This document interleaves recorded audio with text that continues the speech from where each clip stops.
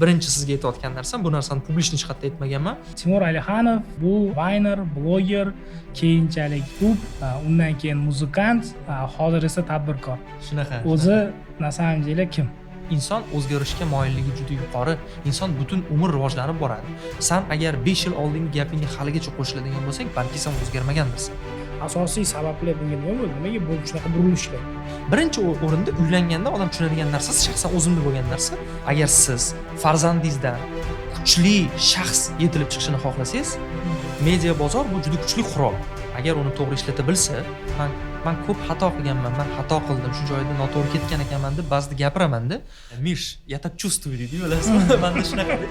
100 mingni kayfini boshqacha olaman. O'zingiz hozirgi kunda mana shu afzal dopamindan qochib rivojlanish uchun nima qilasiz? Nimalar bilan band bo'lasiz? Ijtimoiy tarmoqlarni shu 1 soatdan oshirmaslikka harakat qilaman. Men ish yuzasidan kiraman, ko'p sayyor yuradigan bola bo'lganman. Ko'chani bolasi bo'lganman. Meni vazifam deb o'ylaganman. Allohning o'zi kechirsin, noto'g'ri tushunmaylar yana. Qarang, men yaqinda bitta juda ham zo'r YouTube'da video ko'rdim. Hozir shu narsani bir haftadan beri hayotimda mana shu podkastni ko'rgan odam mana 1 soatlik podkast bo'ldi-da, 1 soatda nima oladi degan savolni rezyume qilib ketdik. Demak, nimaga 1 soat vaqtni ajratish kerak? Chunki siz aytdingiz-ku boya, bitta videoyingiz 1 million bo'lsa, 10 yil bo'lib qolibdi men videoyim. Mana 1 soatdan agar bu 100 ming prosmotr bo'lsa, bu anaqa bo'ladi. 10 ming bo'lmaydi, bu o'zi 20 ming ham bo'lib ketib qolishi mumkin. Shuning uchun nimaga ko'rish kerak? Qisqa qilib 1 minutda agar bu podkastdan nima foyda olasiz? Meni fikrim bo'yicha birinchisi, agar tushkun vaziyatda bo'ladigan bo'lsa, agarda hayotida ozgina tuman vaziyatda qolgan bo'lsa, meni fikrim bo'yicha o'sha o'zini savollariga ozgina bo'lsa ham dalda va yechim topishda qanaqadir bir yo'l ko'rishi mumkin. Balki u uchun radikal, lekin yana boshqa yo'llar borligini ko'rishi mumkin, turli xil sohalarda. Munosabat sohasida, din sohasida, boshqa sohalarda yangi yo'l ko'rish mumkin va balki u radikal bo'lishi mumkin u uchun.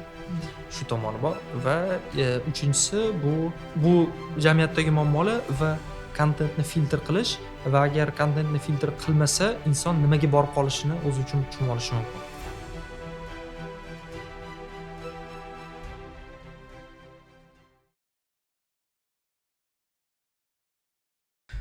Boshlaymiz ikkalasining yozuvda.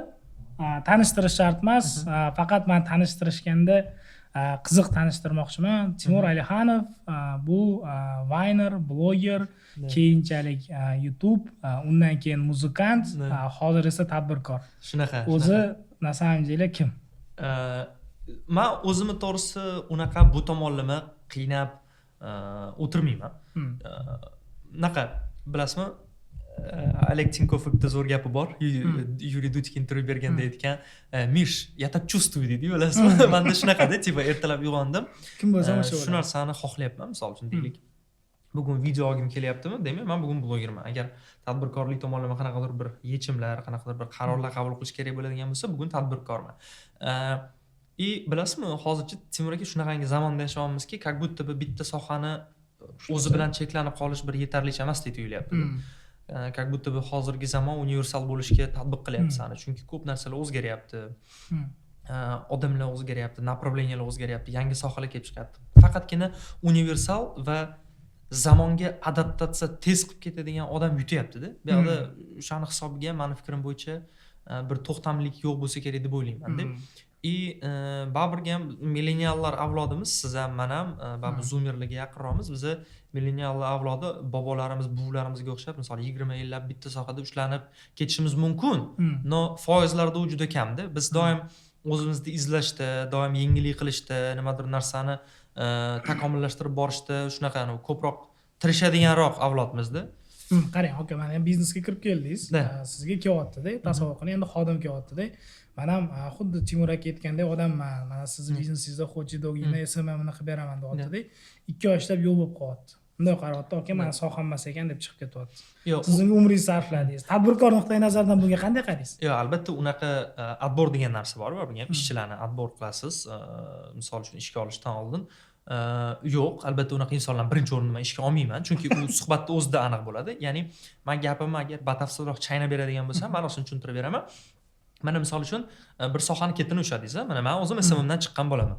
3 yil SMM sohasida ishlaganman. Juda ham katta loyihalarni olib, yaxshi rezultatlar ko'rsatib qo'yganman. Ya'ni parog degan narsa bor-da, Timur aka. Mana misol uchun sizni ham parogingiz bor-da. Mana misol uchun SMM da o'zingiz ketyapsiz, tam patologingiz 5000 ga chiqdi. Parogni ura olmayapsiz. Уже bo'ldi. Sizda maqsadlaringiz katta. Siz agentство ochmoqchisiz, siz uy qurishingiz kerak, uylanishingiz kerak. Ya'ni ham moliyaviy, ham ma'naviy va dunyoviy sizni istaklaringiz kattaroq ishlayotgan jarayoningizda. Va o'sha darajani urib, o'zingizni sohangizni mutaxassisiga aylanganingizdan keyin siz level up qilishingiz kerak. Level up qilganingizdan keyin o'zingizga vizov tashlaysiz. Bo'ldi. Endi men Timur SMMchi emas, endi men Timur marketolog yoki Timur o'zini marketing agentsiyasi bor, Timurga aylanaman deysizda, siz qo'lingizga 5-6 ta bolalarni ishga olib, 5 ta o'zingiz proyektda emas, endi 25 ta proyektni bolalaringiz bilan birgalikda shtat bilan ishlatasiz.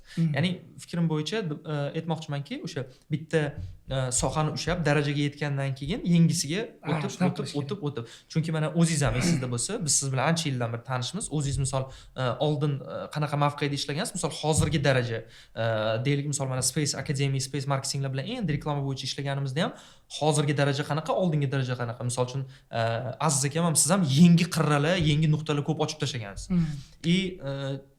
Bu yaxshi-da, bu narsa yaxshi Timur aka, chunki bitta narsa bilan chegaralanib qolib, u narsaga rozi bo'lib yashash mumkin. Lekin biz yigit kishimiz-da, bizning qonimiz qaynaganroq, biz bo'li tirishqoqroq bo'lamiz, harakat qilamiz, nimadir, davay olaylik, davay qilaylik, davay ham narsani ham rivojlantiraylik deb pul kelish manbayini ham ko'paytirib qo'yamiz va o'zimizga rohat beradigan sohalarni bizda moliya paydo bo'lgandan keyin shug'ullanishni boshlaymiz-da. Mana misol, men birdaniga kirib kelmadim-ku, boshqa yo'nalishlarimga ham. Blog moliyaviy mustaqillik berdi. Moliyaviy mustaqillik berganini hisobiga menda asta-sekinlik bilan imkoniyat paydo bo'ldi-da boshqa yo'nalishlarga. Keyin uni ushab ko'rdim, buni ushab ko'rdim, buni qilib ko'rdim, u qilib ko'rdim, qarorman cho'da yo'qyapti. O'xshayapti. Auditoriyani boshqa tomonlama ham monetizatsiya qilish imkoniyati paydo bo'ldi. Nimaga yo'q? Davomanda shu bilan davom ettirib ketdim. Bu vроде yomon emas. Endi qarang, men sal boshqacha tushunaman. Unda sizni boshida xuddi men oldin ota-onalarimiz aytaylik, sovet davrida deymiz ham, boshqa davrda deymiz ham, bitta sohani tanladingmi, daraxt bir joyda ko'karadi, bosqin, senga yoqadimi, yoqmaydimi qiziq emas. Ertalabdan kechgacha bor, ishla, xudo xolasa barakasini topasan, zo'r bo'ladi degan fikrga siz qarshi emassiz, lekin o'sha sohada patokka yetib keldingmi, bitta navbatda, ya'ni bitta qobiliyatda o'z bilan cheklanib qolish kerak. Misol uchun ingliz tili o'qituvchimisan, sen agar internetda yaxshi ishlatish bilsang, Instagramni bilsang, sen teacher azam bo'lishing mumkin. Shunaqa. O'zingga maktabing qurishing mumkin. IT ni bilsang, вообще-то onlayn maktab qurasan. Fizika ustozi bo'lsang, Instagramni rivojlantirib onlayn kurs sotishing mumkin, misol uchun-da, o'zing darsliging bo'yicha-da. Ya'ni fikrim bo'yicha takomillashib borish haqida-da ko'proq. Gap o'zida. Endi bizga kelayotgan narsa yana bittasi bu sizni kontentingizni o'zi men kuzatib doim turaman. Katta o'zgarishlar bo'ldi. Birinchisi bu Vine'dan bo'lsa, keyinchalik blog sifatida boshlandi. Ya'ni qanaqadir foydali kontentlar bo'lishni boshladi. Undan keyin Instagramni ham kamaytirib tashladingiz, nimagadir YouTube'ga o'tib ketdingiz. Asosiy sabablar bunga nima bo'ldi? Nimaga bu shunaqa burilishlar? Birinchi narsa, shu narsani aytib o'tish kerak, chunki bu faktor muhim faktor hisoblanadi. Eng asosiy faktor shundan iboratki, men shu kungacha, mana 7 yillik faoliyatim mobaynida men shu kungacha blogimda o'zimga yoqqan narsani targ'ib qilib kelganman, o'zimga yoqqan narsani joylab kelganman. Ya'ni men misol uchun, mana bu mavzu zo'r bo'lyapti ekan, men bu hamma gapiryapti-yu, mana bu narsa bo'lyapti deb oqim bilan birga yurmaganman. Ya'ni yo o'zim oqim yaratganman yoki yangi yo'nalish o'zim yaratishga harakat qilganman. Ya'ni unikal va individual bo'lishdan qo'rqmaganman hech qachon. Davr o'tdi, vaqt o'tyapti, o'zim katta bo'ldim, o'zim rivojlandim, dunyoqarash, qadriyat o'zgardi, ko'p narsalarni o'zim qaytadan tushunib yetdim va o'sha hajviyadan, yumordan baribir ham ozgina kattarganimni o'zim his qildim. Va qarayapman, auditoriya 1 million, auditoriya sekin 1 million 100, 200 bo'lib boryapti, uni mas'uliyati bor. Misol, qanaqa mas'uliyat bo'lishi mumkin deydi-yu ba'zi bir odamlar, lekin juda katta mas'uliyati bor. Bu vaqt mas'uliyati. Misol uchun sizga o'xshagan 10 ta odamni misol uchun deylik 1 minut vaqtini egallasam, men 10 minut odamlarning vaqtini egallagan bo'laman. Bu summarni millionlab raqamlarda juda katta raqam bo'lib ketadi. Va keyin o'yladim-da, ya'ni men insonlarning vaqtini olyapman va shunga yarasha nima bera olaman? Misol, to'g'ri, insonlarning kayfiyatini ko'tarib, insonlarni ozgina misol uchun o'zlarini biron bir real muammolardan ozgina olib qochib, virtual rohatga olib kirib berishim mumkin, misol uchun Vine'larim orqali va hokazo. Lekin bu bilan men esda qolmayman tarixda. Bu bilan men qanaqadir bir o'zgarish qila olmayman jamiyatda. Bu bilan bir qanaqadir katta bir foyda keltira olmayman. Bor yo'g'i men kuldira olaman xolos. Va meni asosiy maqsadim o'zi shundan iborat bo'lganki, men jamiyatga nimadir manfaat beray, jamiyatga qanaqadir foyda beray, odamlarga odamlar meni videomni ko'rgandan keyin to'xta haqiqatdan ham deb kundaligi nimadir yozsin yoki unda o'ylab qolib ertaga shu narsani hal qilaman deb, ya'ni hayotiga qanaqadir turtki beradigan bir shaxsiy rivojlanishga bog'liqroq narsalarni berishni boshladim, ijtimoiy masalalarni. Undan tashqari maktablarni o'zgartirishni boshladim. Ya'ni chunki men ta'limga doim tirmashib, O'zbekiston ta'limi rivoji uchun harakat qilardim-da. O'sha vayno yurgan paytimda ham sarkastik ko'rinishda o'sha ta'limni ham ustidan kulib chiqib, odamlarga ko'rsatib berardim haqiqat. Va vaziyat endi kulgu prizmasidan emas, qayg'u prizmasiga o'tdi-da. Chunki o'zim ko'p narsani ko'rib, ko'p narsa noto'g'ri bo'lib ketayotganini ko'rib va vaynerlik bu qanaqadir bir salkam eng yomon ishday bo'lib qoldi siz uchun. Qilib tushuntirib ko'rsatib qo'yishdi. Afsuski. Ya'ni birinchidan bu konkurensiya bo'lsin, men konkurensiyaga doim chidamli bo'lganman va hozirgacha ham chidab kelaman. Bu konkurensiya bo'lgani zo'r. Lekin bozorni o'sha arzonlashtirib tashlash, men pul tomonlama emas, kontent tomonlama, saviya tomonlama arzonlashtirib tashlagandan keyin insonlarni o'sha arzon dofaminga o'tkazib qo'yishlar, insonlarni o'sha reallikdan qochib virtual dunyoni o'zida aylanib yurishga o'rgatib qo'ydi ko'p narsa. Va ozgina misol baribir kontentda shapatlab turadigan ozgina reallikka qayt do'stim, uyg'on yoki do'stim bunaqa narsa bor, do'stim bunaqa narsa, maqsadlaringni unutma deydigan bitta baribir ham odam bo'lish kerak-da. Bunaqa insonlar ko'p internetda, o'zbek internetida. Va o'zim azaldan shu narsani istaganim uchun, o'zim xohlaganim uchun keyin Vine'dan voz kechdim. Bu narsadan shu 8-9 oy mobaynida o'tgan bo'lsak, keyin o'sha bo'lish shaxsiy rivojlanish, ijtimoiy mavzular, ijtimoiy masalalarni ko'tarib, odamlarga ko'proq endi shu manfaat haqida o'ylashni boshladim. Va ikkinchi savolingizga keladigan bo'lsak, nima uchun men Instagramdan hozir kamnamo bo'lib qolganim sababi, birinchisini sababi o'zim oxirgi paytlarda Instagramda kontent hazm qilishdan charchaganman. Chunki o'sha arzon dofamin quli bo'lib qolasizda, ya'ni algoritm shu darajada sizga mukammal moslashadiki, sen imkon qadar shu chiqib ketmasang, o'sha arzon dofamin o'ziga qul qilib qo'yib, seni o'sha barcha hayotingdagi yaxshiliklarni hammasini so'rib oladi. Va o'sha narsani tushunib yetganingdan keyin bitta telefoningni o'chirib reallikka qaytsang, kechasi soat 3 bo'lgan bo'ladi va ko'p holatda qanaqadir bir hayotingda bir solishtirish ko'payib ketadi boshqa insonlar bilan, birovlar bilan, depressiya, tushkunlik holati, sog'liq bilan muammolar bo'lishi mumkin, uyqu buzilishi bilan. Ya'ni kontent me'yordan ortiq iste'mol qilish, ayniqsa u saviyasiz, savodsiz va bema'ni kontent bo'ladigan bo'lsa, uni arzon dofaminini javobi bor. Ko'p odam o'ylaydi, hayot o'zgarib ketadi. Ko'p ko'rdim, video ko'rib odam hayot qanaqa o'zgarib ketishi mumkin deydi. Qarorlar o'zgaradi, qiladigan. Ruslarda shunaqa bitta rus tilida gap bor, klipovoy мышление deydi. O'sha klipovoy мышление degan narsa bor. Inson hamma narsani yuzaki fikrlashni boshlab qoladi. Mana misol uchun, mana shu krujka bo'lsa, mana shu stakan bo'lsa, stakanning ichidagi suv uni ta'mini o'rganmaydi-da, prosta stakan va u suv bilan deydi, bo'ldi, o'tib ketadi. Ya'ni yuzakilashib ketadi inson. Shu arzon dofaminning quli bo'lib qolsa va hayotda fokus yo'qoladi.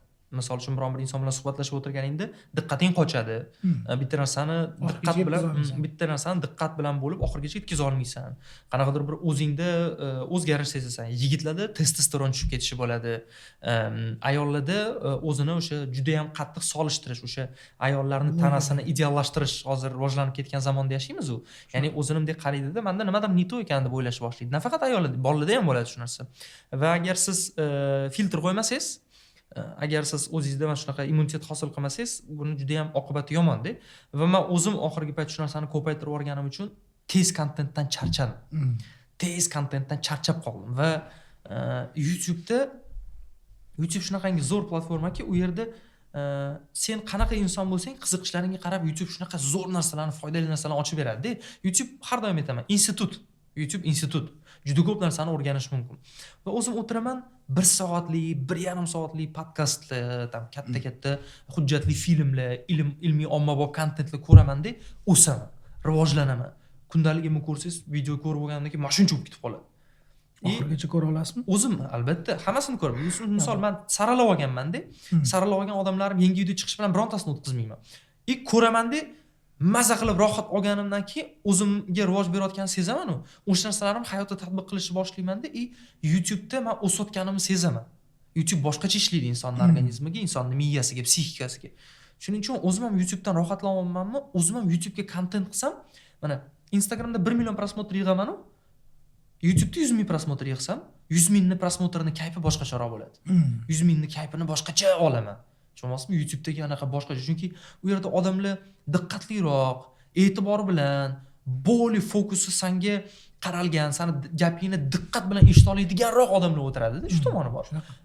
Instagramda takoy yuzaki tap o'tib ketaverding. Shuning uchun o'zim ham keyin qaror qabul qildim, ko'proq endi YouTube'ga o'tish kerak va YouTube ham bo'lmay rivojlandi-yu hozir O'zbekistonda ham oldinga qaraganda, misol hozir million prosmotrlar qilish YouTube'da oson o'zbek segmentida. Вот, и shu bilan mana sekin-sekin YouTube'ga xudo xolasa harakat qilamiz. Men boyagina hisoblab ko'rmoqchi edim. Siz aytgan narsa menga qattiq ta'sir qildi. Ya'ni 1 million odam ko'rdi meni videoyimni. 1 minutdan ko'rsa, bu degani qancha bo'ladi? 1 million minut bo'lar ekan. Agar buni 60 ga bo'ladigan bo'lsak, 16 ming soat ko'rilgan bo'lar ekan bitta videoyingiz. Agar buni 16 ming soat bo'ladigan bo'lsa, 24 ga bo'ladigan bo'lsa, 694 kun bo'lar ekan. Xuddi shunaqa mana. Endi siz buni agar yilga bo'ladigan bo'lsak, 2 yil. Bitta videoyingizni o'rtacha 2 yil odamni vaqtini o'g'irlab qo'ygandingiz. Tasavvur qiling. Mana misol uchun, hozir hattoki Instagram shunaqa narsa chiqardi, Timur aka. Mana deylik, eng ko'p ko'rilgan bitta videoni olaylik, misol uchun deylik, mana 74 million. Statistikasini ko'radigan bo'lsak, statistikada ko'rsatadi. Odamlar 10 yil u 305 kun vaqtini sarflagan shu videoga. Ya'ni shu videoni ko'rishlar soni bitta insonning 10 yil u 305 kunlik umriga teng video. Tushunyapsiz-a? Va mas'uliyat katta. Agar blogerning o'zini savodi bo'lsa, bu narsani o'zi tushunib yetsa va ertaga mas'uliyatini har tomonlama his qilib tursa, bu unga ta'sir qiladi. Lekin afsuski, aksariyat odamlarga bu ta'sir qilmaydi. Chunki ko'p odamlar baribir birinchi navbatda moliyaviy maqsadni prioritetga qo'yib kiradi. Shunda pul bo'lyapti, вот. Lekin agar uni mas'uliyatini o'ylab, insonlarni olayotgan vaqtini o'ylab ish qiladigan bo'lsang, senda boshqa qirralar ochiladi, boshqacha dunyoqarash ochiladi. Вот. Endi bu bozor aka. Bilasiz, hamma o'zini anaqasini qiladi. Siz albatta to'g'ri yo'lda, kimdir noto'g'ri yo'lda deb bo'lmaydi. Albatta hamma o'zini anaqasini qiladi. Bu bozor, lekin mana bitta yaqinda tendensiya bo'lib qoldi. Bitta zo'r savol berishdi-da menga. Kim aybdor dedi? Tomoshabin aybdormi? Ishlab chiqarayotgan kontentni bloger aybdormi dedi. Mana endi shu narsani biznesga o'tkazaylik-da. Biznesda olaylik. Mana misol uchun siz mendan hot-dog kelib oldingiz-da. Hot-dogning ichida misol uchun sosiskasi misol yaxshi emas, sifatsiz chiqib qoldi yoki deylik misol uchun sovib qoldi. Siz aybdor bo'lmaysiz-ku unda. Men aybdor bo'laman. Klient всегда прав degan tushuncha bor, to'g'rimi? Xuddi shunaqa media bozorda ham. Media bozor bu juda kuchli qurol. Agar uni to'g'ri ishlata bilsa, agar hamma blogerlar o'sha opinion leader deymiz-ku, agar lider мнениялар bitta bo'lib, ham jamiyat bo'lib turib, agar to'g'ri narsani targ'ib qilib turib, to'g'ri kontentlarni chiqarib, agar hamma birdamlikda ishlaydigan bo'lsa, jamiyat miqyosida katta o'zgarishlar qilish mumkin. Jamiyat miqyosida juda katta o'sishlar, juda katta innovatsiyalar qilish mumkin-da. Agar hamma tarqoq bo'ladigan bo'lsa, saviyasizlikni targ'ib kuchayib ketadigan bo'lsa, agarda oldi qoshli narsalar bo'ladigan bo'lsa, rivojlanishga undamaydigan narsa bo'ladigan bo'lsa, tabiiy holat degradatsiya degan tushunchalar bor. Odamlarda baribir ham misol ruhiy holati foni ham juda qattiq minusga tushib ketadi. Mana psixologlar yaqinda o'qidim. Psixologlar shunaqa bitta tadqiqot o'tkazishibdi. Aynan ijtimoiy tarmoqlar erasi rivojlanib ketgandan keyin butun dunyoda insonlarning ruhiy holati 14% ga pasaygan. 14% ga tushkunlikka tushgan. Tushunyapsiz? Ya'ni agar bu narsa agar stimulyatsiya bilan ko'paytirilaversa, sun'iy tarzda bosilaversa, bu ruhiy holat mahalliy qanaqadir zonada 14% emas, 30% ga tushib ketishi mumkin, 40% ga tushib ketishi mumkin. Tushundingizmi? Shu tomonlarini ba'zi bir insonlar o'ylamaydi-da. Agar siz birdamlikda qancha bloger bilan misol uchun ishlasangiz, 1 milliondan podpishka bor bloger bilan ishlab turib, 10 million auditoriya miqyosida qanaqadir bir mavzuni targ'ib qilib, misol uchun deylik, mana tirbandlikka qarshi kurashish deylik yoki misol uchun deylik, moliyaviy savodxonlik bo'yicha qanaqadir bir narsalar qilsang, qanaqa katta wow bo'ladi effekt. lekin u narsani inson birinchi o'rinda o'zi xohlashi kerak va tushunib yetishi kerak. Shuning uchun o'sha men hozir bu gapim bilan demoqchimanki, bu bozor, lekin biz ya'ni content creatorlar ko'p holatda bozorda tendensiya yaratish anaqasiga qobiliyatiga va preimуществосiga ega. Shu tomoni bor. Xuddi bu anaqa narsada hamma bozorda aytaylik xuddi arzon sosiskali xuddi qilib sotyapti. Endi shu temaga yaqinsiz. Shunacha aytaman. Biz ham arzon qilib sotishimiz kerak degan narsa emas. Sifatli narsa qiladigan bo'lsa ham, uni ham oladigan odamlar keladi. Sekin-sekin rivojlanadi. Lekin bundan ko'rib boshqa xuddi-xonalar ham o'rnak olishadi-da. Sekin-sekin ular ham o'zini o'zgartirishni boshlaydi. Что odamlar уже bachkana kontent yemayapti. Natijada rivojlanish boshlanadi. Hozirgi oxirgi tendensiyalardan bittasi endi ko'p anaqangizni aytdingiz, bu narsani ko'p ta'kidlab o'tdingiz. O'zini baholash, ya'ni samotsionkani tushib ketishi. Ya'ni biz muvaffaqiyatli inson deganda 10 yil oldin boshqacha odamni nazarda tutardik. Misol uchun men o'zim agar siz ham 99, men 99 keling, mana shunaqa gaplashamiz. Yoshlar demaylikda, ikkalamiz ham yoshmiz. O'tirib aqlni bermaylik-da. Va 10 yil oldin agar misol uchun muvaffaqiyatli inson deganda siz kimni tushunardingiz? Birinchi savol. Mening fikrim bo'yicha o'sha oilali, nimagadir xayolimga birinchi navbatda oilali inson keladi. Oilali, ikkita farzandi bor, oilali. Farzandlarni yaxshi ta'minlab qo'ygan, misol yaxshi uy qurib qo'ygan, yaxshi ana qo'ygan, qanaqadir bir tadbirkor hayolimga kelardi. Misol uchun deylikda, misol ana tadbirkor inson hayolimga kelardi, biznesmen odam hayolimga kelardi. 10 yil oldin shunaqa tendensiya shunaqa bo'lardi. Ya'ni tadbirkor puli bor, boy, ko'p, yaxshi. Agar buni 20 yil oldingi odamdan so'rasangiz, 30 yil oldindan so'rasangiz, военный kelardi. Chunki военный bo'lsa, davlat sohasidagi hamma narsasi, davlat sohasidagi odam xayoliga kelardi, muvaffaqiyatli inson. Hozir muvaffaqiyatli inson deganda qanaqa odam?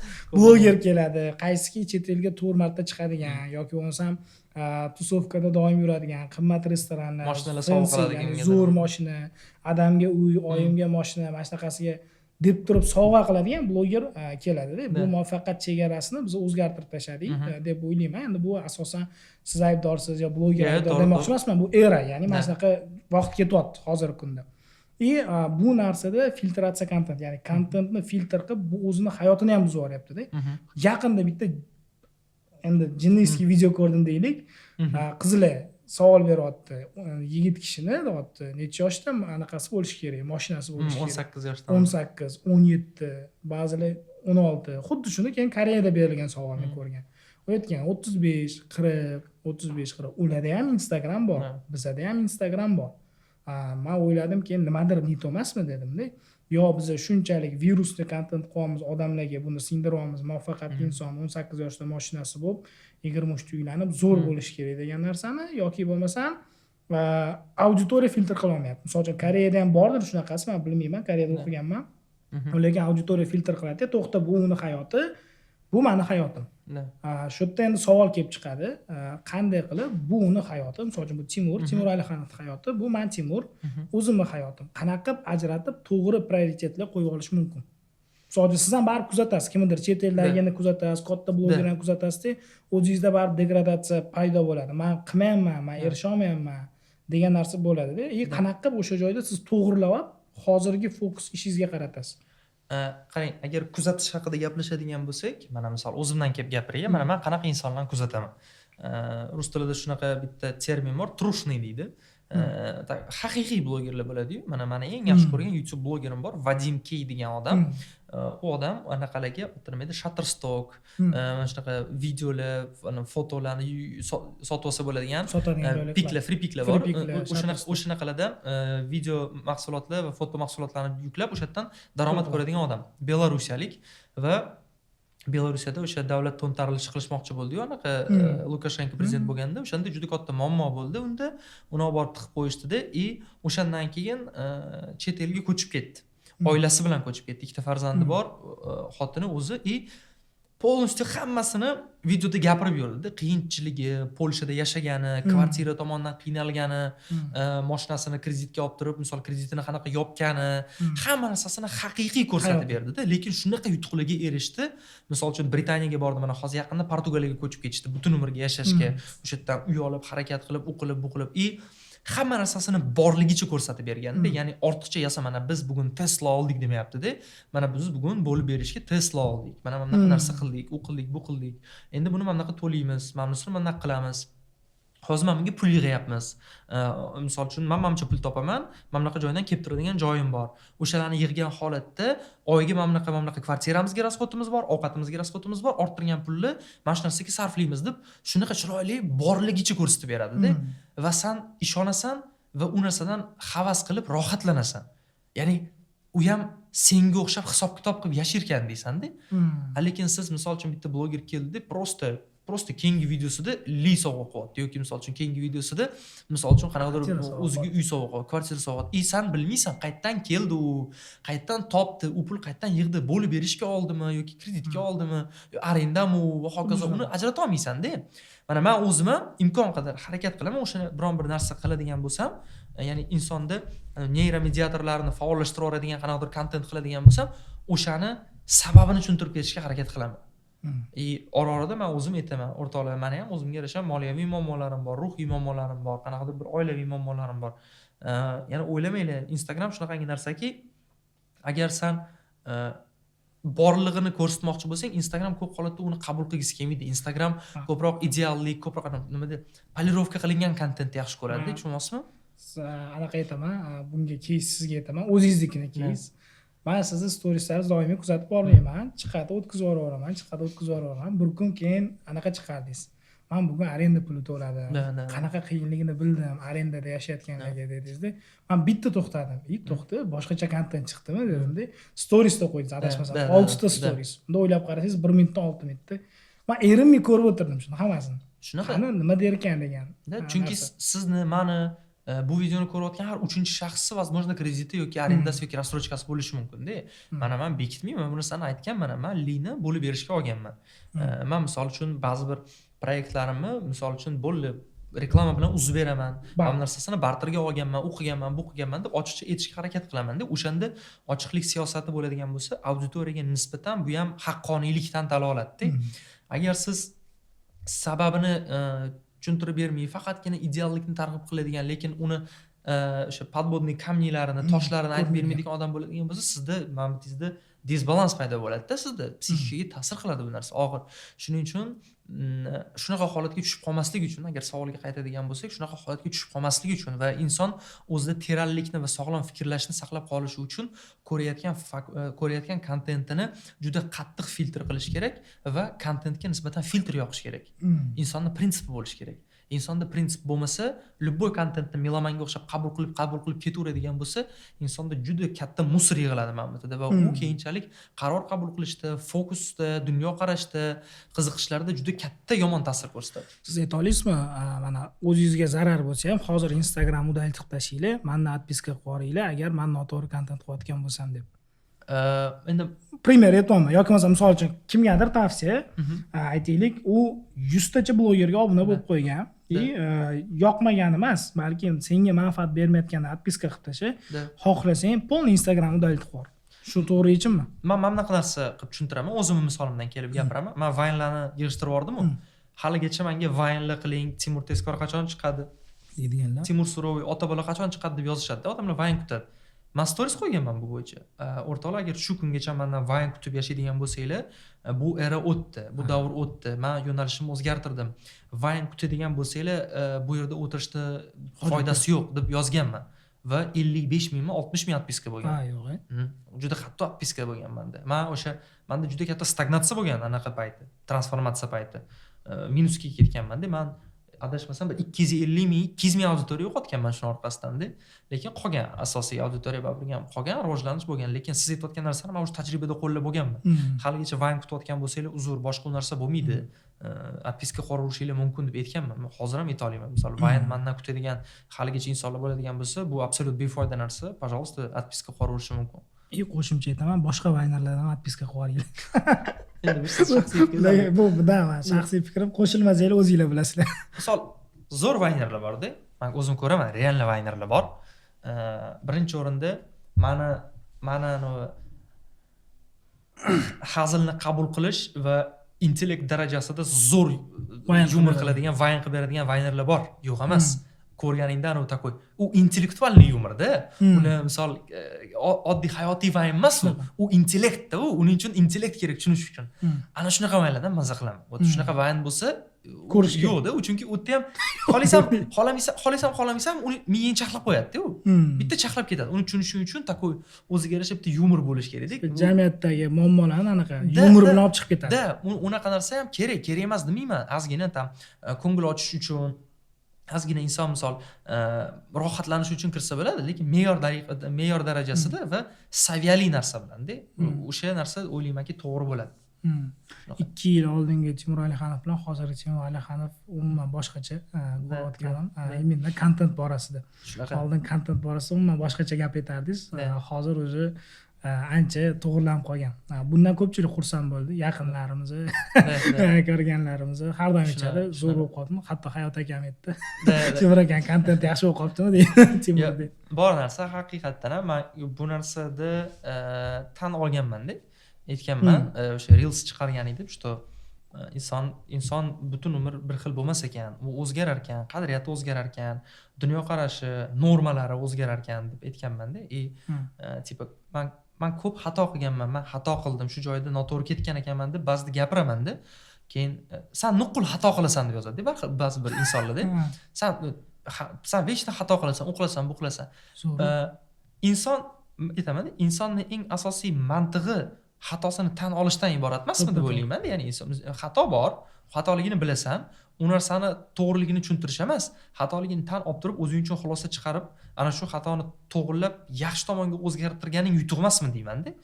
Shuning uchun men xatolarimni aytishdan qo'rqmaganligimga ba'zi bir odamlarga bu takoy bilmayman bir g'alati tuyular ekanda. Men shu narsaga o'zim ahamiyat berdim-da. Lekin men ko'p holat bo'lgan shunaqa, tipa mana shu yerda noto'g'ri ketganman, mana bu yerda noto'g'ri ish qilib qo'yganman, mana bu yerda bunaqa chiroyli bo'lmagan gapim. Bu gapimga hozir qo'shilmayman deb aytaman-da. Va bu narsani tan olish kerak. Inson o'zgaruvchan. Ayniqsa har 3 yilda, 2 yilda o'zini qilgan ishlari, gapirgan gaplarini eslab turadigan bo'lsa, ko'rib turadigan bo'lsa, mana men o'zimni 5 yil, 4 yil oldingi intervyularimni ko'raman-da.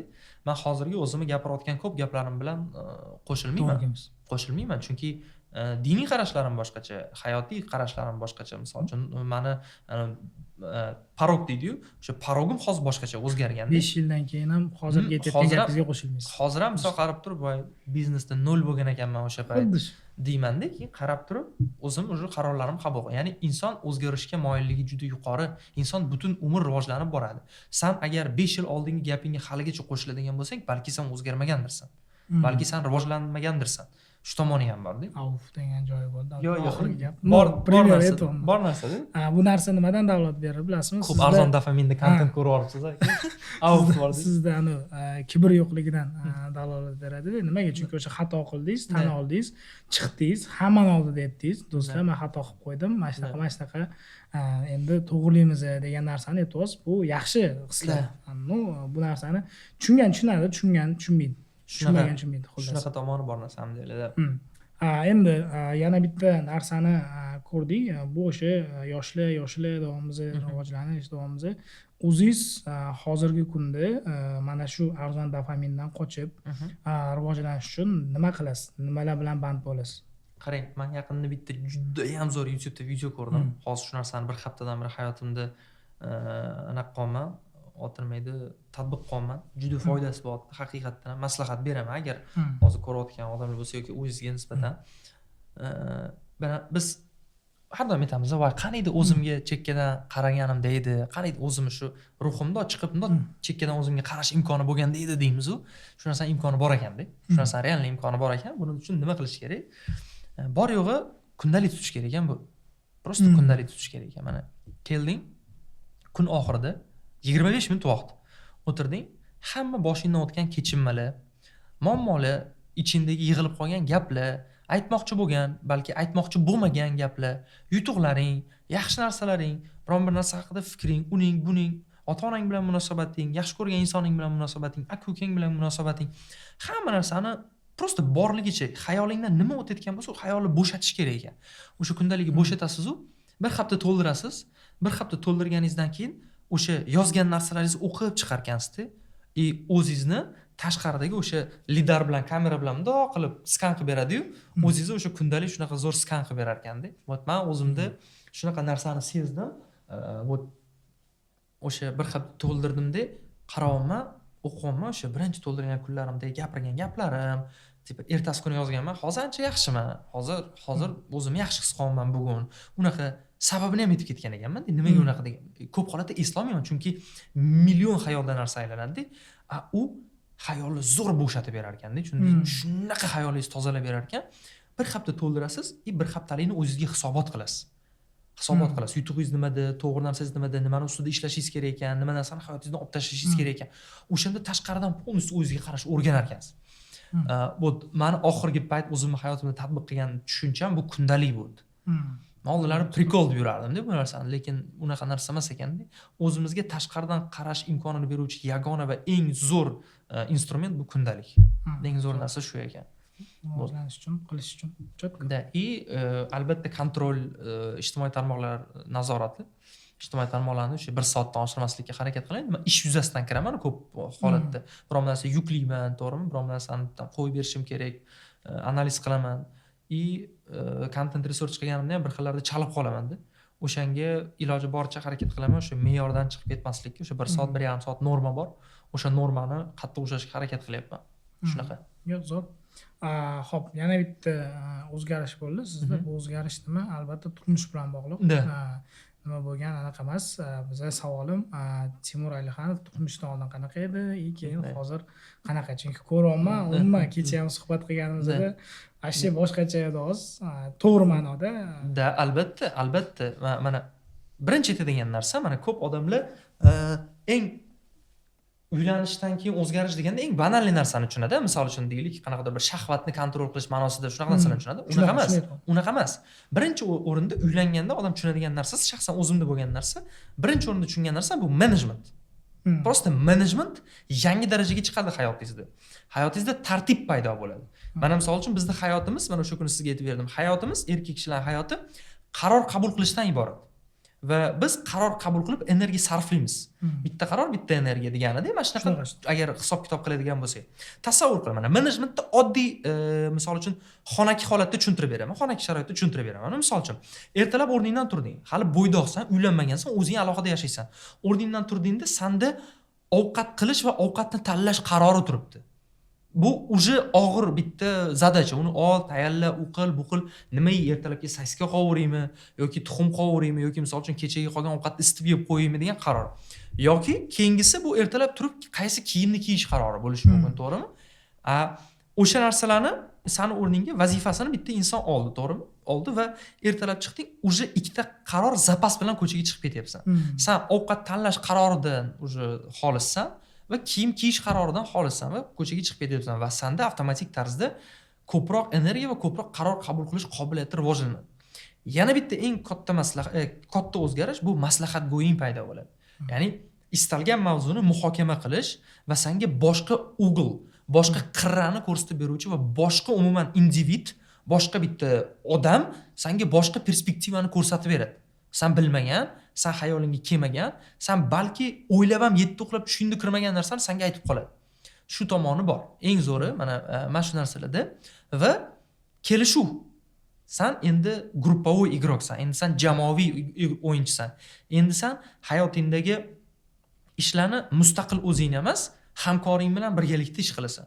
Ya'ni sen jamoa bilan ishlashni o'rganasan, kelishasan, maslahatlashasan, biror narsani orqaga surasan, oldin, ya'ni rejalashtirib yashashga harakat qilasan. Chunki oldin hamma narsa faqat va faqat o'zingga bog'liq bo'lgan bo'lsa, endi sen boshqa bir to'laqonli shaxsning hayotiga mas'ul odamsan. Avtomatik tarzda sen o'zingni hayotingga tupurib olgan bo'lsang ham, uni hayotini sen rejalashtirasan va avtomatik tarzda uni hayoti rejalashtirilgandan keyin bu seni hayotingga ham ta'sir ko'rsatadi. Mana shu tomonlama juda katta o'zgarishi bor. Eng katta tomoni shu. Shu narsa sizga anaqa berdi. Da, shaxsan bu meni o'zimda sezgan narsamda. Yana bitta narsa, hozir aytib o'tdingiz, maslahat deydi. Bu narsa yana bitta kuzatilayotgan narsa, erkaklik tushunchasi, ya'ni maslahat ham qilib o'tiradimi erkak kishi ayol kishi bilan deydi. Yoki bo'lmasa so'rab ham o'tiradimi? Men erkakman, men hal qilaman. Yoki bo'lmasa men erkak kishiman, meni gapim ustun bo'lishi kerak degan narsa. Ya'ni shunaqangi tushuncha paydo bo'lyaptiki, erkaklik tushunchasi noto'g'ri targ'ib qilingan holatda podacha qilinyapti. Bu narsani misol uchun aytaylik, siz ayolingizga yaxshi gapiradigan bo'lsangiz ham qanaqadir sizga laqablar topishadi. Misol uchun qabul shunaqa narsa deyishadi. Bu holatga sizni reaksiyangizni men bilaman, lekin qisqacha tushuntirib bering, nimaga u reaksiya kelyapti sizda? Qarang, birinchi o'rinda unaqa insonlarni o'zi bilan sporlashib o'tirishi o'zi bu ahmoqlik. Birinchi o'rinda unaqa insonlar bilan biron bir narsani dokazat qilib bo'lish bu befoyda narsa. Bu maskulizmni radikal varianti hisoblanadi. Misol, mana feminizm bor, maskulizm bor-da. Maskulizm va u o'ta darajada bu ayol kishini obyektivizatsiya deydi. Ayol kishini faqatgina obyekt sifatida qarash tushunchasi paydo bo'ladi-da odamda. Men o'zimdan kelib chiqib qaror qabul qilaman. Mana misol uchun, to'g'rimi? Men u inson bilan butun umr yashayman. U meni butun umrlik hamrohim. Butun umr yaxshi kunimda, yomon kunimda, kasal kunimda, xursand kunimda любой payt meni oldimda bo'ladi. Va u meni hayotim uchun qayg'u urib yashaydi. Nima uchun men uni hayoti uchun xuddi shunaqa yashashga haqli emasman? U menga ertaga misol uchun zurriyotlarimni dunyoga keltirib beradi. Meni hayotimga halovat olib kirib beradi, tartib olib kirib beradi. Meni hayotimga o'zini baxshida etadi. Boshqa o'zga uydan kelib turib, meni uyimga keladi. Men uchun hayotini tikadi. Nima uchun men u inson bilan maslahatlashmasligim kerak? To'g'ri, agar misol uchun Allohning o'zi kechirsin, noto'g'ri tushunmaylar yana. Ko'rayotgan odam, agar seni o'zingni hamkoring, ayoling to'poy bo'lsa, ayb sanda. Sen uni o'qitmagansan, sen uni o'zing birgalikda rivojlantirmagansan. Agar sen o'zing ham birgalikda rivojlanib boradigan bo'lsang, uyda maslahatlashishga sharoit bo'ladi. Gaplashishga, fikr qilishga, mulohaza qilishga. Mana misol, men o'zim ham Farida ham blogerimiz, to'g'rimi? Sohamizga oid biz uyda juda kuchli kreativlar qilamiz-da. Uyda o'tirib juda katta miting qilamiz. Ssenariy tomonlama, formatlar, yo'nalishlar tomonlama, har xil monetizatsiya yo'llari tomonlama muhokama qilamiz-da. Men mana turmushdan keyin blog tomonlama biram haqiqatda o'stimni beta olmayman. Chunki mendaqa soham bo'yicha fikrlaydigan inson bor-da. Tushunasiz, mana bitta plyus deb olaylik, to'g'rimi? Ya'ni shunaqa narsa bor, sen rivojlanyapsanmi? Uni ham me'yor darajasida rivojlanishga yordam ber va me'yor darajasida rivojlantir. Ikkalaylar birgalikda o'singlar. Agar oranglarda juda katta tafovut, yer osmon bo'lib qoladigan bo'lsa, seni o'zingga ham noqulay-ku. Misol kelding, sen qayerdan ham tushunarding, borgan devorasiz-da o'zingiz ham. Kimga kerak unaqa turmush? Bunday olib qaraydigan bo'lsa-da, maslahat qo'y, do'st, hamroh, seni jigaring bo'ladigan, o'rtog'ing, og'ayning bo'lsin, o'rtog'ing bo'lsin, kelganingda mazza, hi kulishib hayot qiladigan bo'lsang, hech qachon zerikmaysan. Hech qachon zerikmaysan deb o'ylayman. Bitta narsa xayolga keldi, ya'ni xayolga keldi deganda, misol uchun siz o'rtada diniy tomondan dedingiz-ku, aslida din ham ayollarning rivojlanishi, aqlli bo'lishi haqida umuman qarshilik joyi yo'q. Eng katta universitetlar anaqalar ham ayollar tomonidan qilingan islom dinida, yoki bo'lmasam misol uchun oddiy bir aytaman, yaqinda o'zimni ayolim kasal bo'lib qoldi, biz doktor qidirdik. Hamma joyda erkak kishi doktor. Men aytaman, ayol kishi doktor kerak bizga. Nimaga unaqa bo'lyapti desam, keyin yo'q u sohada ayol kishi doktorda, misol uchun kam, juda kam namoz misol uchun. Oxiri keyin topib borib qaradik. Keyin o'sha paytda menda niyat paydo bo'ldi. Agar qiz farzandli bo'lsam, doktorga o'qitishim kerak ekan. Ya'ni chunki hammamiz aytamiz, ayol kishi uyda o'tirish kerak, unaqa qilish kerak, bunaqa qilish kerak deb o'sha shunaqa kontent ko'radiganlar ham aytadi-da, lekin ayoli kasal bo'lsa, ayol doktor qidiradi. 10 yil, 20 yildan keyin agar uyingda san qizingni olib o'tirib, yo ayoling olib o'tiraversang, 10 yil, 20 yil, 50 yildan keyin umuman jamiyatda kerakli sohada ayollar qolmaydi, misol uchun. Shunaqa. Yoki bo'lmasam kerakli sohada ma'lum bir kasblarni shunaqangi bizaki mediada upakovka qilyapmiz, aytaylik, ko'rsatyapmiz. Erkak kishi ustoz bo'lsa, shu ham kasbmi deydi, erkakga kasbmi deydi. Hozir maktabga boring, necha foiz ustozlar erkaklar? 90% ustozlar ayollar, 10% erkaklar. Chiqayotgan bolalar qanaqa bo'lib chiqyapti? Unda qarasangiz, rezultat baribir gapiradi, ya'ni natija baribir gapiradi. Shuning uchun o'sha aytganingiz qo'llab-quvvatlashingiz kerak, ayolingizni rivojlantirishingiz kerak, munosabatlarni yaxshi o'rnatib qilishingiz kerak degan maqsadda. Mana aytishadi-yu, gapingizga mutlaq qo'shilaman. Timur aka aytadi, men xudo xolisa farzandimni qori qilaman deydi. Men farzandimni misol uchun olim qilaman deydi, injener qilaman va hokazo. Agar siz farzandingizdan kuchli shaxs yetilib chiqishini xohlasangiz, siz kuchli shaxs bilan birga bo'lishingiz kerak. Sizni hamrohingiz kuchli shaxs bo'lishi kerak. siz o'ylaysiz nima 90% tarbiyasi bilan o'zim shug'ullanaman. Siz dabitchik, siz охотниksiz. Siz borib turib ovlab go'sht olib kelishingiz kerak uyga. Sizni o'zi umuman yaralishdagi asosiy formulangiz, qiladigan ishingiz o'zi boshqa narsada. Ko'p holatda asosan ayol kishi farzandning tarbiyasi bilan shug'ullanadi. Unga dunyoqarash beradi, unga oq qorani ajratishni o'rgatadi, unga prinsip singdiradi, tushunyapsizmi? Agar sen jamiyatda kuchli shaxs etilib chiqishini xohlasang, farzanding haqiqatda sen xohlayotgan mutaxassis bo'lishini xohlasang, seni o'zingning insoning ham, oldingdagi hamrohing ham xuddi shunaqa kuchli bo'lishi kerak. Bu tomonini qabul qilish kerak va ana din mavzusiga keldik. Bu na samom деле O'zbekistonda juda ham tabu tema hisoblanadi. Go'yoki bu haqida gapirish mumkin emas, bu hokazo. Bir narsani yaxshi bilish kerak-da. Afsuski ko'p holatda bizda o'rgatilayotganda, gapirilayotganda, tanbeh berilayotganda ham dinimizni nimagadir zapret dini qilib ko'rsatishga harakat qilib qo'yishadi. O'zlari bilmagan holda bizda bu mumkin emas, unaqa qilinadi bu. To'g'ri, bu narsani aytish kerak. Lekin agar to'g'ri aytiladigan bo'lsa, bizda mana bunaqa narsa qiladigan bo'lsang, savobi katta. Mana bu narsani qiladigan bo'lsang, rosa katta savob olasan. Bizning dinimizda mana bu narsa to'g'ri qabul qilingan. Mana shunaqa narsa qilib yursang, o'zing ham ozoda, pokiza bo'lib yurasan. Unaqa, ya'ni bu erkinlik, bu juda ham eng dunyodagi balansdagi eng go'zal din hisoblanadi. Islom dini insonning hayotini rivojlantiruvchi, insonning hayotini eng go'zal darajaga olib chiqib beruvchi din hisoblanadi-da. Shu tomoni borda va bitta narsa bor. Insonlar kontekstdan sug'urib olishni yaxshi ko'rishadi-da. Kontekst bor, shu kontekstdan sug'urib olib gapirishga harakat qilishadi va bo'ldi, ketdi. Sen bitta odamni kontekstdan sug'urib olgan gapini ko'rdingmi? Fact checking, uni ko'r, izlan, to'liq gapda nimani gapirdi, izlanib o'tirishmaydi. Odamlar ko'r-ko'rona shu narsaga ishonib ketadi-da. Bu nimadan? Bu ilmsizlikdan, bu insonni rivojlanishga xohishi yo'qlikdan, fact checking tushunchasi insonda shakllanmaganligidan, kontentni filtr qila olmaganligidan dalolat beradi. Tushunyapsizmi? Bitta narsa bor, yana aytib o'tish kerak bo'lgan narsa, bu rus tilida chiroyliroq eshitiladi.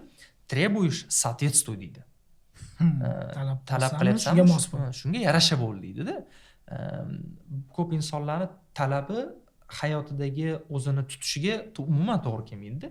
Mana misol uchun siz mendan har kuni ertalab kostyum-shimda ishxonaga kelishni so'rayapsiz-da, lekin shortida kelasiz-da o'zingiz. Men qanaqa qilib sizdan andoza olishim mumkin? Siz menga avtoritet hisoblanmaysiz, sizni obro'yingiz to'kiladi. Men sizni hurmat qilmaslikni boshlayman. Agar siz o'zingiz misol uchun biron bir narsani oilada, ishda, любой narsada biron narsaga talab qo'yapsizmi, so'rayapsizmi kimdan? O'sha narsaga o'zingiz chiroyli yarasha bo'ling. Bu har sohada kerakli odam o'zi uchun tushunib oldi-da. Shu tomoni bor. Tushunarli. Nimalarni ketdingiz, nimalarni aytib ketdingiz. Orada bitta fikr aytib ketdingiz. Bu narsa nimaga bog'liq? Din borasida hozir kontekstdan kesib qilishadi deydi-ku. Xuddi shu kontekst qanaqa bo'ladi bilasizmi? Ertaga din yomon narsa emas degan narsani kesishadi-da. Oldindan keyin oila haqida gapirgansiz kesib, ertaga Timur mana oila haqida bunaqa dedi deb turib chiqarishadi. Bu bor. Uni endi biz qidirib, ko'rib, asosiy resursdan ko'rib, tomosha qilib, keyin xulosa qilishga o'rganishimiz kerak. Ya'ni keyinroq fikrlaydigan holatda. Ikkinchi narsani qo'shib ketmoqchiman. Bu yerda umumiy agar islom dinini oladigan bo'lsak, eng rivojlangan paytda ham misol uchun jamiyatning foydasi o'ylangan. Birinchi navbatda jamiyat uchun qilingan deydi. Jamiyat uchun farqi yo'q. Sen kim bo'lasan, anaqa bo'lasan, jamiyatga nima bera olasan? Jamiyatga yaxshilik bera olasanmi? Bu ilming bilan biz rivojlanamizmi degan narsani yo'lga qo'yishgan, natijada eng yaxshi, kuchli jamiyatlardan biri bo'lishgan. Hozir endi bu narsani biz havas qilgan Amerika qilyapti, Britaniya, Germaniya qilyapti. Odamni qanaqa kelib chiqishidan qat'iy nazar hamma tomoni qo'llab-quvvatlanadi. Shunda biz bitta jamiyat bo'lib rivojlanamiz degan soha vujudga kelyapti. Shu temani yopish maqsadida men sizga savol berdim o'zim. Erkaklik degan chegarasi qanaqa bo'ladi? Что erkak degani borib turib ayolga deydiganmi degan narsa. Example, misol keltirib ketaman. O'zimni oilamda, mana misol uchun men ham uylandim. Xo'p, turmush o'rtog'im ham sizni qo'shig'ingizda bor edi. Odamlar nima deydi degan qo'shiqda sinfdoshga uylansa nima deydi? Qanaqa joyi bor? Sinfdosh. Kelin qilmayman sinfdoshni degan joyi bor, konstant. Men sinfdoshimga uylanganman. Shunga aytmoqman-da, o'sha joyi tekkan, haqiqatan 0 ekan, uровень nuqtai nazardan men o'zim bilan teng odam qidirganman. Da. Hamma aytgan, "O, nima qilasan? Sen qanaqa?" Men uylanish paytimda endi aytyapti, 18-17 yoshga uylanishing kerak, 6 yosh farq bo'lishi kerak. 6 yosh bilan gaplashib ko'ryapman. Ikkalamizni fikrimiz umuman boshqa joyda-da. Bu Instagramdagi Gucci, Armani deb yotibdi, sayohat, chet el. Keyin o'zimni ayolim bilan misol uchun suhbat qilgandim, umuman boshqacha. O'sha fikrlash, endi u Instagram ham ishlatmaydi, shuning uchun shunaqa bo'lsa kerak. Aytmoqchi bo'lganim, bu narsa real hayotdan. Bitta siz aytsangiz hozir bu narsani hamma aytadi, Timur uylanib aytaveradi deydi. Men ham Timurman, men ham uylanganman. Yana men o'ylamanglar, bu yerdan beri Timur aka deb gapiryapsiz, hamma o'ziga o'zi gapiryapti, bu bola deydi. Ikkalamiz ham ismimiz Timur prosta. Shunaqa jinni bo'lib qolishdi demasin. Keyingi savol, o'zingizni kechada oldingi suhbatdan men yana savol oldim. Uylanganingizdan keyin ota-onaga bo'lgan munosabat ham o'zgarar ekan dedingiz. Nima bo'ldiki, qanaqa o'zgardiki? Siz qanaqa kashf qildingiz ota-onangizni qaytadan? Men oldin realni mana anaqa aytadi-yu, sayyor yuradigan bola bo'lganman-da. Ko'chani bolasi bo'lganman-da. Meni vazifam deb o'ylaganman, bu ota-onamni moliyaviy tomonlama yaxshi ta'minlash. Uy olib bersam, mashina olib bersam, uydagilarim ishlatishiga puli bo'lib tursa, xolodilnigimiz to'la tursa, mazasi bo'lmay qolganda shu dori-porlarni olib berib, anaqa qilib, ular shu hamma narsa yetadigan sharoitda bo'ladigan bo'lsa, ular xotirjam bo'lsa, ana shu meni vazifam deb yurgan ekanman-da, tushunasizmi? Uylanganimdan keyin misol uchun qaynona va kelin o'rtasidagi talpinish, bir-biri bilan chiroyli o'rtada o'sha paydo bo'ladigan diskussiya, o'rtadagi o'sha tarbiya soatlari paydo bo'lishi, uyimizga misol uchun oyim bilan adamim, endi biz alohida yashaymiz-da. Oyim bilan adamlarni misol uchun uyga mehmonga chaqiramiz, ovqat tayyorlaydi, Farida kelishadi, uydagilar bilan o'tiramiz, chaqchaqlashib, ya'ni sababsizlik paydo bo'ldi. Ya'ni sababsiz biz shunchalik ular bilan boshqacha aloqaga kirishib ketdimda, boshqacha dunyo, boshqacha perspektivalar, boshqacha qarashlar, o'sha dadam misollar bilan keltirib, yoshligidagi o'zini, mana endi uylangan yigitman, baribir maslahatlar diapazoni o'zgargan, tushunyapsizmi? O'sha ota-onam bilan yanada qalb jihatida yaqinroq bo'lib ketdimda, tushunyapsizmi? Ungacha men ko'chadan uyga kirmaganman-da, ish rivojlanish, faqat ish, davay qilamiz, o'samiz, rivojlanamiz, olamiz, o'qilamiz, bu qilamiz, mana shunaqa bo'lganman. Undan keyin sal oila paydo bo'ldi-yu, oila paydo bo'lgandan keyin mehr, muhabbat, bordi keldi, mana shunaqa tushunchalar, anaqalar ota-ona bilan fikr almashishlar, munosabatlar, mana shu narsalar juda ham yanada yangi darajaga chiqib ketdi. O'zi hozir ham oldin ham yaxshi bo'lgan, yanada yaqinlashib ketdi-da, o'sha narsadan rohatlanishni boshladim, tushunasizmi? Shuning uchun ota-onamni boshqatdan kashf qildim deb ayta olmayman-da. Shunaqa. Endi akam aytayapti, akam farzandlari bor. Akam aytayapti, Xudo xolasa farzandli bo'lsang, yana bir marta yangitdan taniysan ota-onangni deyapti. Endi inshaalloh 3 oy oldin farzandli bo'lganman. Haqiqatan bormi shu narsa? Haqiqatan 100%. Men kechadan oldin kuni men endi noto'g'ri savol berib qoldim oyimga, tipa bolani endi bolangizni yaxshi ko'rasiz. Men bordim-da. Meni ham shunaqa yaxshi ko'rganmisizlar, deyman-da. Men bolam erkasam, unda opam qarab turib, "Yo'q" deydi, "Sen ko'chadan topmaganmiz" deydi-da. G'alati savol, jinnimisan deyapti. Keyin o'zim uyalib ketdim bu savoldan. Boshqacha bo'ladi baribir. Akam ham aytayaptilar, Xudo xolasa inshaalloh farzandli bo'lganingda ota-onangni mutlaq boshqatdan taniysan, deyapti. Endi Alloh nasib qilsin shukrlar haqiqatan, lekin faqat bu narsa yaxshi va yaxshiligini bilaman. Eng asosiysi shu. Zo'r, shunaqa okey. Mas'uliyat beradi ham, lekin katta mas'uliyat beradi. Uylanganingizda bitta mas'uliyat bo'lsa, anaqa qilganingizga yana bitta mas'uliyat bo'lsa. Ishoning, mas'uliyat tomonlama gapiradigan bo'lsam, mas'uliyat bu umuman qilib aytganda bizni ko'tarib turadigan narsa ekanda. Yaxshi ham shu hayotda mas'uliyat degan narsa borda, agar mas'uliyat bo'lmaganda oqib ketardik hammamiz. Prosta terasan tirilib tushib ketadi-yu. Xuddi shunaqa bo'lib qolgan bo'lardi. O'sha bizning hammamiz ustunimiz, mana shunday ushab turadigan 4 ta ustunimiz bu o'sha mas'uliyat bo'lar ekanda. Va o'zimman mana oila mas'uliyati, boshqa misol ish sohasidagi mas'uliyatlarni ham yangi darajalarni mana hozir hayotimda ko'ryapman. Men tadbirkorlikda ham, biznesdagi mas'uliyatim ham, to'g'ri. Shu narsalarni ham ko'rganimdan keyin o'sha bu to'g'ri nisbatan qanaqadir bir halovat nisbatan yo'qolishi mumkin, lekin o'sha mas'uliyat sen xohlagan egoni beradi-da. Sen xohlagan ego seni shunaqa chiroyli egolaydi.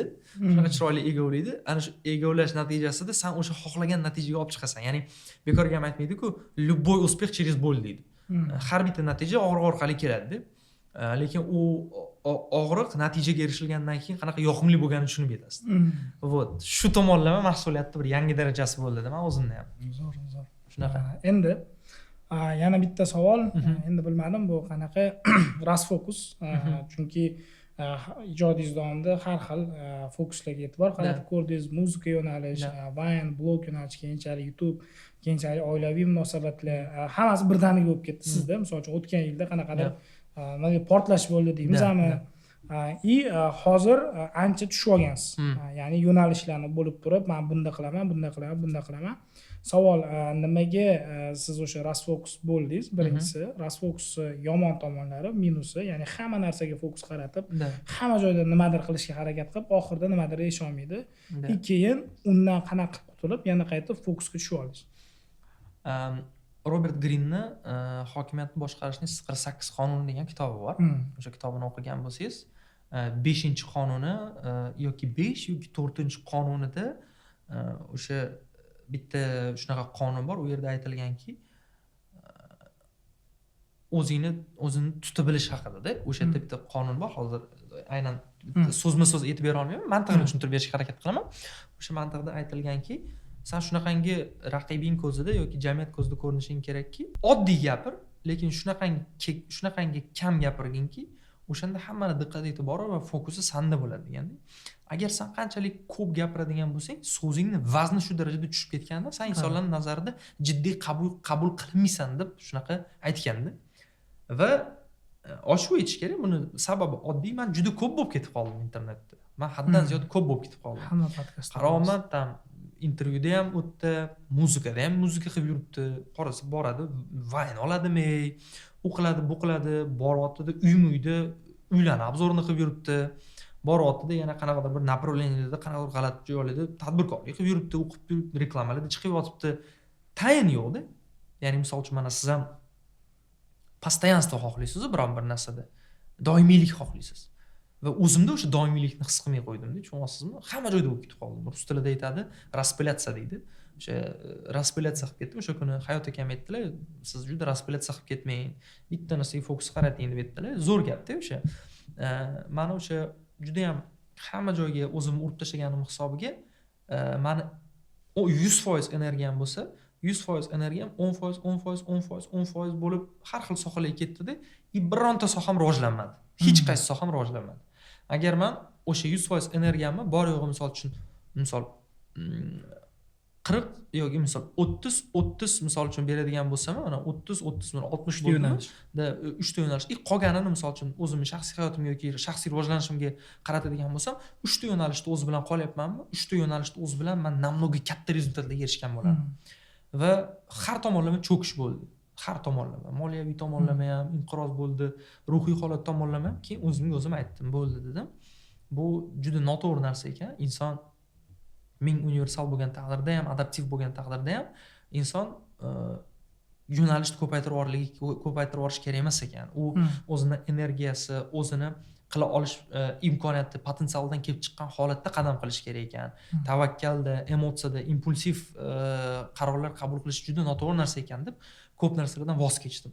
Ba'zilariga polностью avtonomiya berib tashladim, ba'zilaridan voz kechdim, ba'zilariga naborot kattaroq fokus qaratishni boshladim va shu orqali mana hozir ancha tartibga keltirib oldim-da, lekin prosta o'sha davrda tushunib yetgan narsam, qancha fokusingiz har xil narsada bo'ladigan bo'lsa, shuncha rivojlanish koeffitsiyenti past bo'lar ekan. Shuning uchun bu narsani absolut maslahat bermayman. 10 xil gapirgan odam, bitta odam agar 10 xil gapirsa, uni gapi hammasi bittadan 0,1 olinadi. Agar bitta odam bitta gapni doimiy gapirsa, u anaqasini gapini qadri bittada butunlay olasiz. Shunaqa. Xuddi shunaqa holat bo'ldi. Savol shunaqa bo'ldiki, yig'ilishingizga nima sabab bo'ldi? O'zimni yig'ib olishimga, to'g'rimi? O'zingizni yig'ib olishingizga qaytdi. O'zimni yig'ib olishimga qanaqa holat? O'zimni yig'ib olishimga sabab bu ijodiy inqiroz bo'lganini hisobiga har tomonlama minusga kirib ketdim. Bu ijodiy o'sha inqirozga tushib qolishdan boshlab moliyaviy muammolar paydo bo'ldi. Misol deylik, oyiga kelib turadigan summa sezilarli darajada 50% ga tushib ketdi. Tabiiy holat, men oila boquvchisiman, men ishlashim kerak, harakat qilishim kerak, maqsadlarim bor. Bu narsa bitta shapatlab o'zimga keltirib oldi. undan tashqari uylandim, hayotda endi aniqlik ko'proq kerak, mas'uliyat ko'proq bo'ldi. Mana shu narsalar mani bittada o'zimga kelib yig'ib qo'ydi-da, hammasi. Zo'r insight. Da. Hozir endi oxirgi savollardan biri yo'nalishlar. Qaysi yo'nalishda ketasiz endi? Hozir asosiy qilinadigan yo'nalishlar bu 3 dona. Birinchisi bu Alixonov Timur shaxsiy brendini o'zi, chunki shaxsiy brend bo'lmasa, qolgan qo'shimcha sohalarim ham bo'lmaydi. Shaxsiy brend bu o'sha o'zimni Alixonov Timur blogimni va YouTube'imni rivojlantirish, ijtimoiy masalalar, shaxsiy rivojlanishga oid masalalar va o'sha O'zbekiston ta'limini rivojlantirishga bag'ishlangan loyihalar qilish niyatim bor. Bu birinchisi. Ikkinchisi bu uy-muy, ko'chmas mulk sohasi. Uzr, bu narsada o'zim juda qattiq qiziqqanligim uchun bu narsada asta-sekinlik bilan tajriba orttirib boryapman va haqiqatdan muhabbatim juda kuchli va bu narsada rezultat olganman ham. Rezultat olib bo'lganman. Shuning uchun bu narsani yangi darajaga chiqarmoqchiman. Shuning uchun uy-muy loyihasini juda qattiq olib ketmoqchiman. Uy-muy loyihasi, ko'chmas mulk sohasini qo'yib yubormoqchi emasman. Va uchinchisi boshqa yo'q. Uchinchisi bu biznes, hot-dogi, o'sha restoranimiz, hot-doglarni aynan premiumli yangi darajadagi hot-doglarni o'sha ishlab chiqarmaymiz, odamlarga uzatamiz. Restoranimiz bor. O'sha fast food industriya sohasida o'zimni sinab ko'ryapman hozir va xudo xolasa shu tadbirkorlik va xorika biznesida yangi darajaga chiqish niyatim bor. Hot-dogini e'lon qilganingizda men juda ko'p kommentarlarni o'qib chiqdim. Nimagadir mana shunaqa odamlar fikriga qiziqaman. Shunaqa kommentarlarni o'qidimki, shuncha mashhur odam, shuncha yutuqqa erishgan odam nimaga aynan hot-dog biznesi, nimaga fast food sohasiga kirib ketdi, nimasi bilan tortdiki, Timur Ali ham shu yo'nalishga o'tib ketdi degan narsa ko'rib qoldim. Lekin haqiqatan bunday qarasam to'g'ri so'z. Endi mana auditoriyam yosh, talabchan, tirishqoq, dinamikali, nuqul ko'cha-kuyda o'tda shoshib hayot bilan kurashib yuradigan auditoriya. 16 yoshdan 35 yoshgacha bo'lgan yoshlar, asosan erkaklar. Demak, ular ko'chada yuradi ko'pi. Va mana auditoriyam o'tirib choyxonada osh yeyishi mumkin, bir oyda bitta choyxona qilib o'rtoqlari bilan qilish mumkin. Lekin hammasini tashvishi bor. Va bizda ishda va ko'p holatda mana auditoriyam vakillarida asosan nima muhim? Tezkorlik muhim. Va tezkorlik bekorga ham nomi bilan fast food emas. Va men o'zim ham ko'p holatda ishda busy yurgan paytimda, har doim o'tda yurgan paytimda nimadir buyurtma bera olaman, nimadir zakaz qila olaman, чтобы tezroq ovqatlanib ishlarimni davom ettirib ketishim uchun va mahsulot sifati, u yerdagi jamoa, operatsion sistema, tizim, lokatsiya, brendning reputatsiyasi, hamma narsasi meni qadriyatlarimga to'g'ri kelganligi uchun va meni o'zimga ham to'g'ri kelganligi uchun, men o'zim chunki yeyman-da hot-dog. Men o'zim yeydigan narsani biznesini ochmayman, o'zim bu narsadan rohatlanganim uchun, o'zim shu narsada ko'rganim uchun ochdim va Xudoga behisob shukr, alhamdulillah, bundan keyin ham yaxshi bo'lsin. Mana bu birinchi sizga aytayotgan narsam, bu narsani publishniy jihatda aytmaganman. Birinchi oyning o'zida 130% ga o'sdi kompaniya. Birinchi oyning o'zida sizga ko'rsatdim raqamlarni o'sha. Raqamlarni ko'rsatingiz, mana dedim. Qilsa bo'lar ekan deb. 130% ga o'sdi kompaniya. Demak, bu dalolat beradiki, balki yaxshi ma'noda to'g'ri ketilyapti va shaxsiy brendni to'g'ri qurilganligi va reputatsiya borligini sababi ham bo'lishi mumkin deb o'yladim. Imkoniyatlaringiz to'g'ri joyda sarflaganingiz uchun o'sha o'sish bo'lyapti. Bu narsada men ko'pchilik aytadi, faqat hot-dog emas, Timur aka ta'lim sohasida juda katta ishlar bilan shug'ullanadi. Misol uchun, oddiy misol, hozirgi kunda Maqsad Education degan kompaniyada ishladingiz, o'zingizlarniki edi. Bu ta'lim, marketing, targeting kursi, Space Academy bilan blogerlik kursini qilgansiz. Undan tashqari, misol uchun Space Academy 1 yil reklama qilgansiz. Hozirgacha ham 50% skidkada reklama qilaverasiz. Misol uchun, chunki bu ta'limga qiziqishingizdan yoki bo'lmasa, mana international bo'ladimi, ularga ham o'sha boshqacha podacha qilib berasiz, chunki nafaqat siz hot-dog biznesi, fast food, balki ta'lim biznesida ham juda ko'p narsa qilganlar. Shuning uchun ko'rmaganlar avval ko'ringlar-da, keyin oxirida aytsanglar bo'ladi. Endi harakat xudo xolasa qilyapmiz, hali intilishimiz kerak bo'lgan, chiqishimiz kerak bo'lgan cho'qqilar bor. Hali katta siz bilan o'tirib yana keyingi podkastlarda raqamlar bilan gaplashishni nasib qilsin, xudo xolasa. Biznesmen bo'lib, setlar bo'lib ketsa, qilyapmiz aka, bunaqa narsa bo'lyapti. Mana men bu yerda yangi ikkita maktab o'zgartirdik deyishlar nasib qilsin. No, nima bo'lgan taqdirda ham buni tubida jamiyat uchun foydali bo'lish mantiq shu. Zo'r. Yakuniy savol. Savollar ko'payib ketdi. Yakuniy savol, chunki siz mana shu narsani stressli paytda, rasfokus, ya'ni har joyga tarqab ketish paytini o'tkazgan odam sifatida men nima aytmoqchiman, o'zingiz to'g'rilanish uchun yoki bo'lmasam o'zingiz to'g'ri deb bilgan 3 ta manba, misol uchun kino bo'ladimi, kitob bo'ladimi yoki bo'lmasam qanaqadir YouTube'da ko'rsatuv bo'ladimi, shuni ko'rsanglar, menimcha sizlarga foydali bo'lardi degan istochnik bor, manba. Birinchi manba bu buni kim qanaqa tushunsin, bu albatta bu narsani odam birinchi o'rinda o'zi uchun qiladi. Birov uchun emas, boshqa narsasi uchun emas. Tushuntirib beraman. Birinchisi bu namoz. Inson namozga qaytganda birinchi o'rinda suhbatdosh paydo bo'ladi. Ikkinchi o'rinda hayotida idealniy intizom paydo bo'ladi. U ertalab turishidan tortib, kechqurun uxlashidan tortib, oraliqdagi o'sha yuradigan tartiblarigacha. Bu birinchisi. Ikkinchisi bu ba'zida xoli qolish. Ba'zida xoli qolish. Chunki xoli qolganda telefon, kompyuter, televizor hamma narsani yig'ishtirib qo'yganda miya o'shandagina o'zi bilan o'zi gaplashish imkoniyatini qo'lga kiritadi-da. Biz ko'pincha miyani nuqul informatsiya bilan band qilamiz. Yeganda YouTube ko'ramiz, ketganda muzika eshitamiz, doim miyamiz nima bilan band. Shuning uchun albatta kamida bir haftada bir marta 30 daqiqa o'zimiz bilan o'zimiz qolishimiz juda katta foydasi bor. Prosta hech nima yo'q. Men ketdim, 30 minut o'tirib chiqaman emas. Kelding, o'zingga har payshanba kuni soat kech payt 9 da shunaqa va'da berding. Men o'zim bilan o'zim qolaman. O'tiribsam, hech qanaqa, prosta o'tirding. Haftani analizdan boshlading. Nima qildim? Maqsadlarim qanaqa bo'ldi? Kimni ko'nglini og'ritdim, kimni dilini og'ritdim? Nima uchun holatim hozir bunaqa? Nima uchun mana shu narsani qilmadim? Nima uchun mana shu narsani gapirdim? Nima uchun mana shu narsani yolg'on gapirib qo'ydim? O'zingni bo'ldi o'tirib tahlil qilasan. Ana shu narsa o'zing bilan o'zing gaplashganingda ancha bu narsani osonroq yengadi. Uchinchisi bu meni fikrim bo'yicha bu oilaga talpinish, yaqinlarga talpinish, ular bilan, chunki biz baribir ham sotsial mavjudotlarimizda, biz ijtimoiy mavjudotlarimiz, baribir ham biz insonlar bilan muloqotimiz, ular bilan mehr muhabbatimiz, oramizdagi iliqlik bizga qalbimizga muhimlik hissini beradi. O'sha muhimlik hissi bizni hayotga qaytaradigan stimul. Vot, menimcha shu 3 ta narsani aytgan bo'lardim. Zo'r, rahmat tashrif uchun. Savol shundanki, oxirgisi 6 savol. 6 ta savol oxirgisi bo'ldi. Oxirgi 6 savol.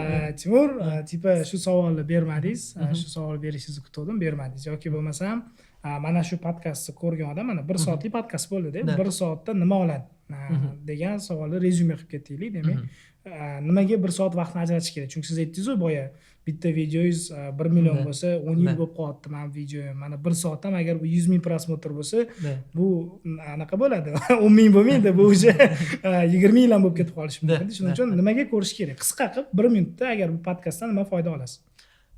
Meni fikrim bo'yicha birinchisi, agar tushkun vaziyatda bo'ladigan bo'lsa, agarda hayotida ozgina tuman vaziyatda qolgan bo'lsa, meni fikrim bo'yicha o'sha o'zini savollariga ozgina bo'lsa ham dalda va yechim topishda qanaqadir bir yo'l ko'rishi mumkin. Balki u uchun radikal, lekin yana boshqa yo'llar borligini ko'rishi mumkin, turli xil sohalarda. Munosabat sohasida, din sohasida, boshqa sohalarda yangi yo'l ko'rish mumkin va balki u radikal bo'lishi mumkin u uchun. Shu tomoni bor va uchinchisi bu jamiyatdagi muammolar. Jamiyatdagi muammolar va inson bu jamiyatdagi muammolar va kontentni filtr qilish va agar kontentni filtr qilmasa, inson nimaga borib qolishini o'zi uchun tushunib olishi mumkin. Shuning uchun YouTube'da tomosha qiling, 1 soatlik podkast, treyler yozib oldingiz. Treyler yozib oldim. O'ylab qoldim-da, treylerni o'zi yozib bersin. Odam nimaga kesib narezka qilib o'tirishimiz kerak olmanda. Bu ham zo'r.